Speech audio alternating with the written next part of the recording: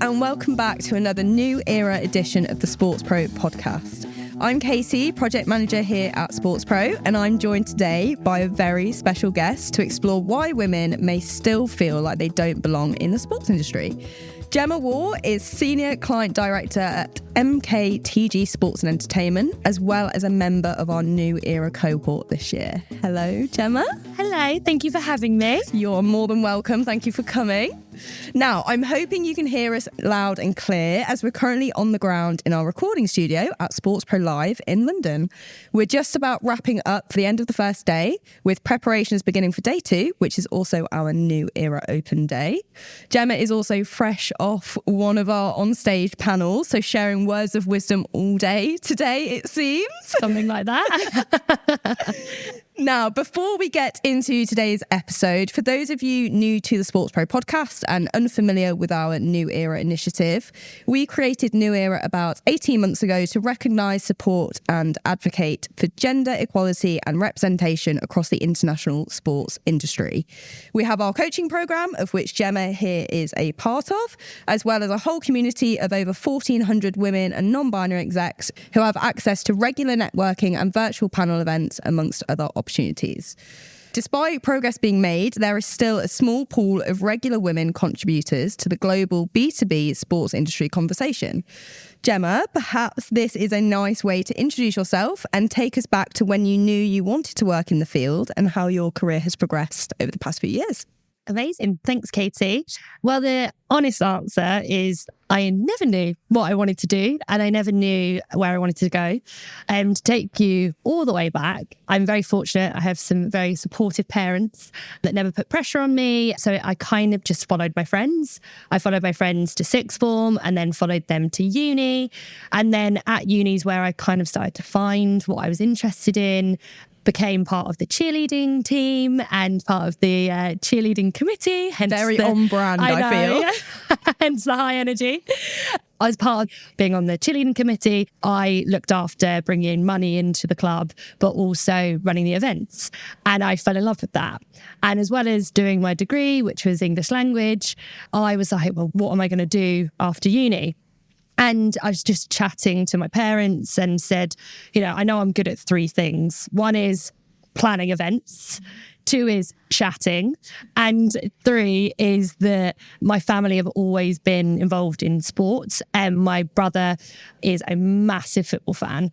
And he essentially forced my parents to create the grassroots football team in my local village. So ever since I was a little baby, I was sitting rain, wind or shine, on the sidelines, on a muddy pitch, watching some terrible football being played every Sunday.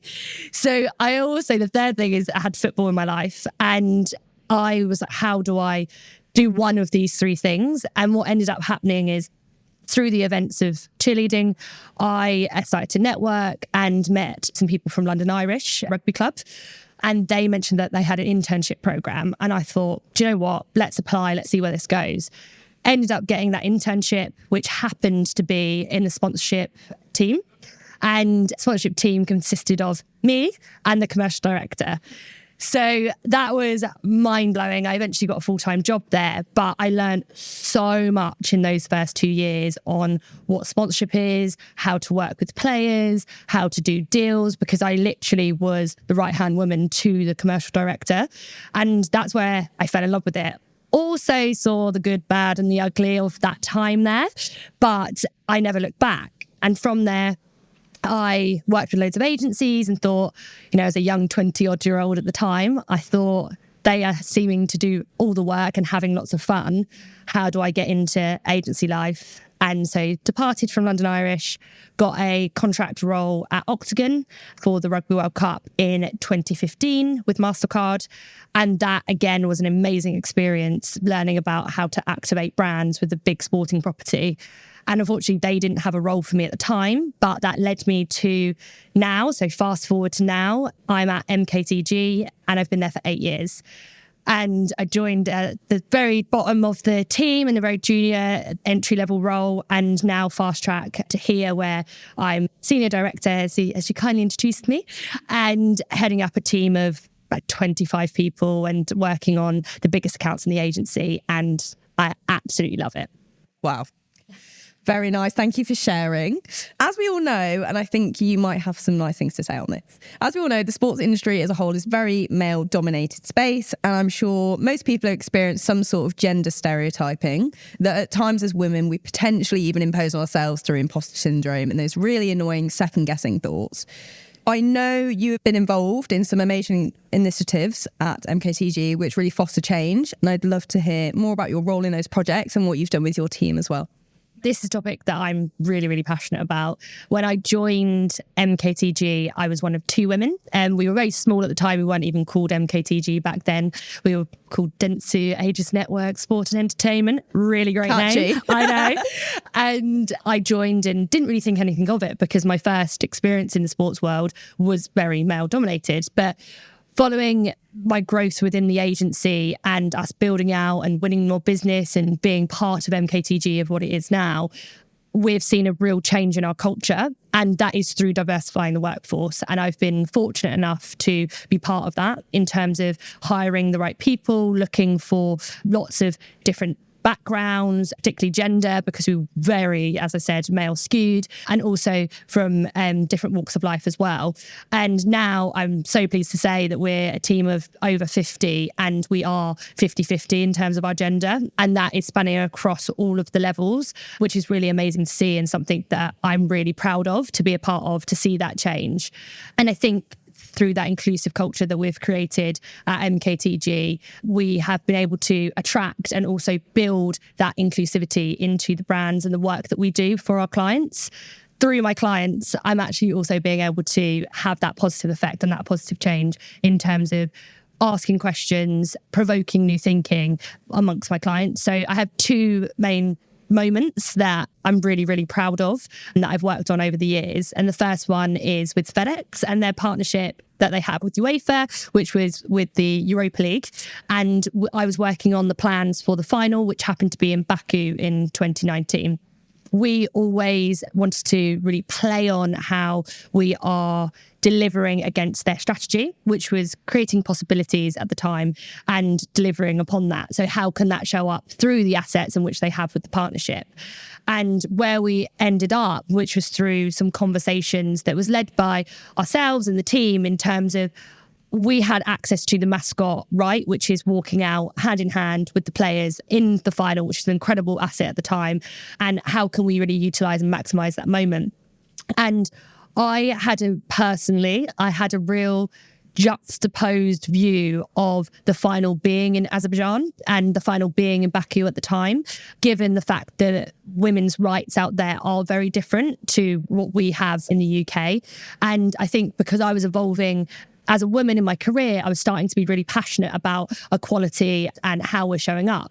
And with the final being there, I wanted to see how we could do something positive out of that and how we can inspire other women, but other people through our partnership. And luckily FedEx were really on board with this. They were really excited. UEFA were really on board with it. We worked with UEFA's foundation. They found a charity, and we found a charity in Baku that is really inspiring young girls to get into football and provide them opportunities that they may not have at their schools or in their day-to-day life. We actually made history. We actually, for the first time ever, did an all-female mascot lineup in Baku. All of the girls were there and I was on the ground with them, and seeing their faces and seeing that moment of them running out in the tunnel to thousands of people in a country which doesn't allow them necessarily to have that much freedom was just incredible. It gives me goosebumps now. It was unbelievable. And that is something, because I was part of that and the partner of FedEx were open to doing that, was just really, really powerful. I was going to ask, you say it's obviously very different to the UK as well. Were there any major hurdles that you had to overcome, even though you had the backing of UEFA and FedEx, or was it relatively straightforward in that sense? We've had a long-standing relationship with FedEx and the client team there, and they are brilliant and they are always open to new thinking and new thoughts. It was luckily quite a smooth process. UEFA themselves as well were really excited about doing this, particularly the foundation and the charity partner. And it was in 2019. We'd just had the Women's World Cup in France and everyone was kind of backing kind of female voices and the female stories. So it felt felt like the right time and it felt really nice. So it was luckily very smooth compared to other instances that we've had in the past with other partners or clients.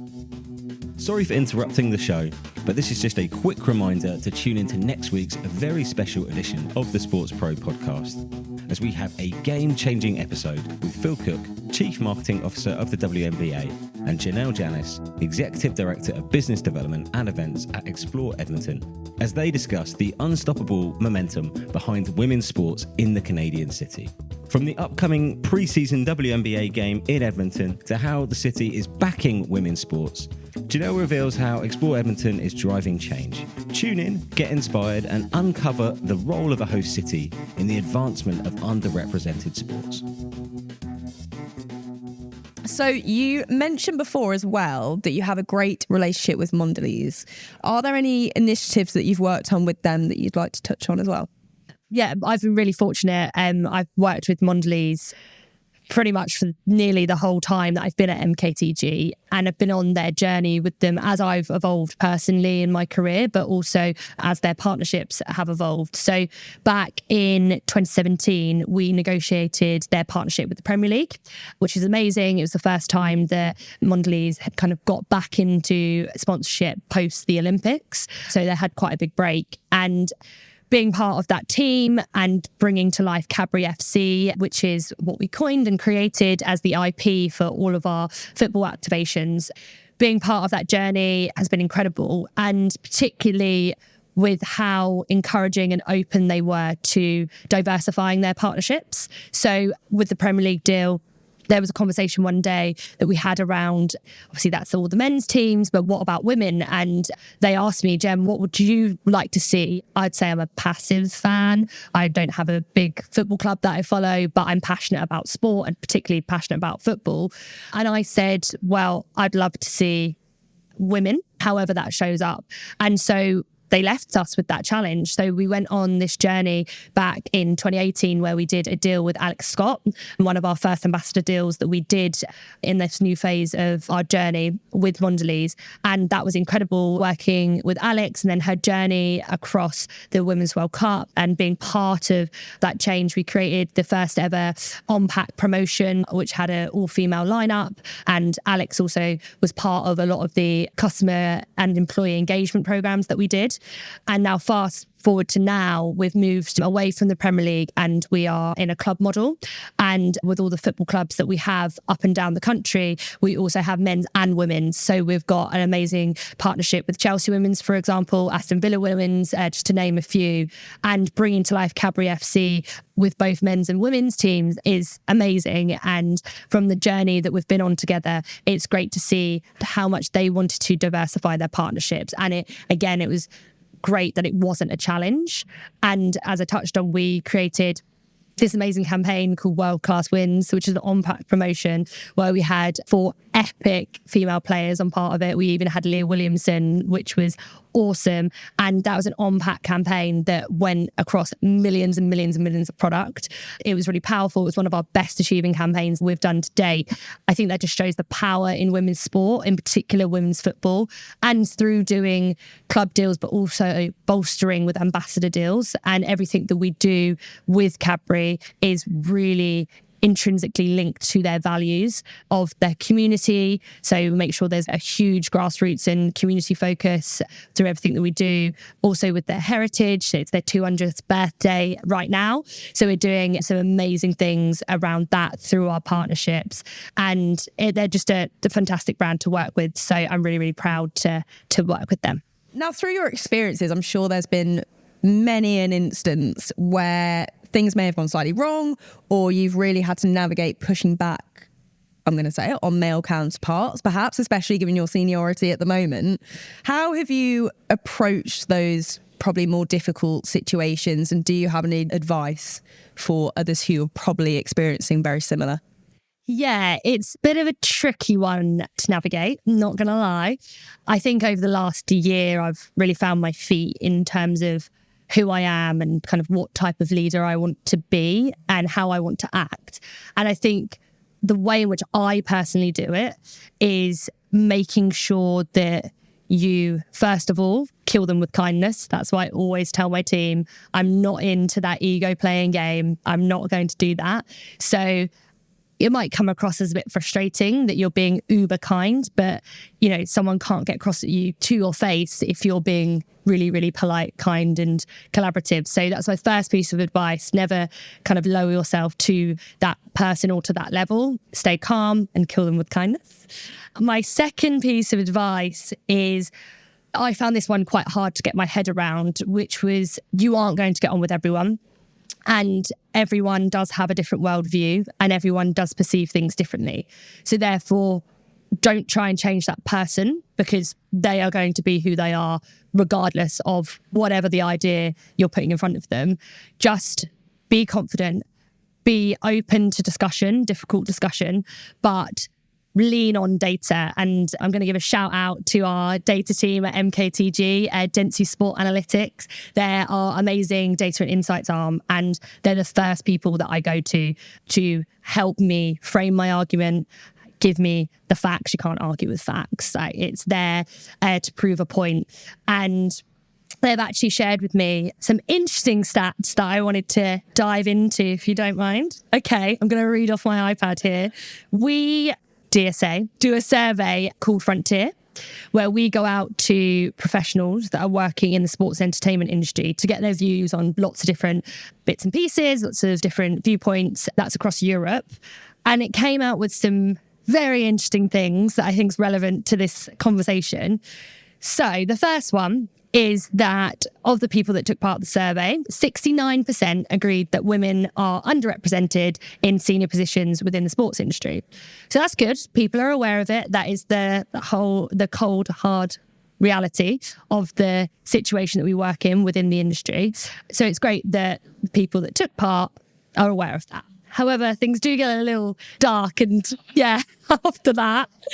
So on the same survey that we went out to, and I'm going to caveat, there are always many factors and reasons why this is the case, but I think these stats speak for themselves. So in 2023, so last year, there were 30% of women in senior management positions in our industry. So 30%, okay, it's not great. However, gets not so great when you see that is only a 2% increase over 7 years. So back in 2016, there was only 28% representation at that senior level, which for me personally, as I'm trying to push and strive and break those boundaries and get into that senior management structure, that is a little bit soul destroying. But I think making sure that you are staying true to your values and you are working for the right company, that you feel heard, you feel valued, you feel listened to, that will enable an environment that you can get there. And I think that's the reason why I've been at MKTG for so long, because I feel that support, and hopefully one day I'll be part of that. So that was interesting. And then the other stat was that from a junior and middle management point of view, in 2013, there was 40%. So you can see that women are rising up, and hopefully in time, you will see those percentages increase. But again, that's only 7% increase over 7 years. So it's very slow, but I'm hoping with the great work and initiatives like New Era, we will soon see a shift in that over the coming years. Small steps. Small steps. Yeah. But at least we're aware of them. Yes. I think it's really interesting you talking about these stats in particular and the 30% and all the rest of it. Have there been any women or any other, even men, who you've really looked up to in your career so far and have really helped you pave that path? It's a great question. I've never had a female leader. It's always been males, and I've got some incredible male allies. I work with, my main client is Mondelez. It's the account that I lead, and the team there, the clients there are incredible, and over my years of working with them, those sponsorship leads have been my role models and really guided me through my career and given me opportunities on that account, which they didn't need to give me, but they wanted to. So shout out to Nick Rogers and Colin O'Toole for all of your support over the years. So they have been incredible, and it's credible that they're my brand, they're my client that have inspired me. And I'm not just saying this, they're not paying me to say this, but I've had two really, really strong leaders within my company. So when I joined, I was interviewed by Charlie Wiley and Ed James, and they were director and a manager at the time. And now Charlie Wiley is our MD of EMEA and Ed is our VP of EMEA. So I've been in this really unique position where as I've grown through my career, I've grown with those individuals and therefore grown with the company. So even though I've been there for so long, they have seen me grow. They've given me opportunities. They've really pushed me out of my comfort zone. They're the ones that suggested I applied for New Era. They've really backed me. So I feel like those four in particular have really helped and shaped my career. I've also met some fantastic women along the way, but more so since I've got to this position, more so since I've kind of taken the senior client director role. I'm in different rooms, I'm in different conversations. I'm now meeting some absolutely incredible women that are so supportive and so friendly and really want to help me out, which is wonderful. Earlier, I briefly mentioned the whole notion of imposter syndrome, of which we're all very familiar with. It's also a very popular topic which resonates with so many women of all seniority levels across, especially the New Era community and the sort of networking connect sessions that we do online. It's a hot topic, basically. What has been your way of navigating those internal doubts and just persevering through them? Yeah, well, I definitely had imposter syndrome today, for sure, doing my first ever panel event, and I was a nervous wreck. But again, two things, the way in which that I have overcome that is firstly, fake it till you make it, 100%. It's all a facade. We're all doing it. I got some really good advice the other day when I was fretting about doing the panel in terms of they knew that I did cheerleading and ballet back in the day, dancing's real passion when I was younger. And they said, Gem, just pretend you're doing your ballet show. Just go up there and perform. And I was like, okay, I'm good. I'll do that. I'll do that. So I think it's just putting on this facade, this confidence, and trying to own that room, because our male counterparts and other females and other people are owning that space. So level up and be at a certain way to enable to command that room or get that attention that you need. And hopefully one day I'll start to believe it, but I can let you behind the curtain. I was extremely, extremely nervous today, and I don't think that will go away anytime soon. But faking it, you kind of get through it. So that's my first thing. And my second thing is, some people hate me saying this, but it's something that I've really lent on throughout my career, and it's playing the game in terms of just really look at the situations that you're in and be hyper aware of that environment and see how you can slot in and where you can maximize and get the most out of those situations. Some people may say that's quite manipulative or forward planned or whatever. However, again, everyone is doing it. And I think if you are just there as a yes person, or you're just not speaking up or challenging or just letting things slide, you're not going to get anywhere. You have to kind of speak up to be heard. And that is part of playing that game, because actually I am not a confident person, which I know everyone's like, what? You would never believe it. I've known Gemma for less than a year, and I do not believe that for a second. I know, but I actually am not. You've just got to bring it, and you've got to play the game, and you'd rather listen to someone that is speaking with assertiveness than someone that's kind of like, oh yes. So it's finding your voice, right? Exactly. Easier said than done. Yeah, I mean, easier said than done. Yeah, still trying to work on it, but feel like just doing that and having, again, to go back to it, having the right people around you, building a really strong network in your business and outside of your business is really key.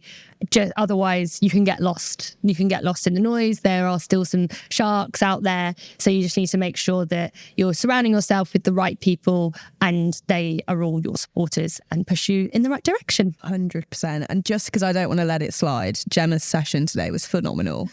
So we're not going to let her get away with that one. Thank you. She was great. I think that quite nicely leads us into how often we talk about levelling the playing field in a sporting situation, with countless female athletes taking strides in making sure they are the change on the pitch, on the court, etc. But how do you think this applies in a more sport business setting? I think despite the facts that I shared earlier, I do think we are starting to see the change. I think today at SportsPro Live, the amount of female speakers in a senior position that we've seen on the panel is, I've never seen that in my career. I can start seeing the shift, having MDs of these multi-million pound businesses, football clubs, brands, agencies, all on the stage, all speaking from their perspective. We're starting to see that come through, which is great.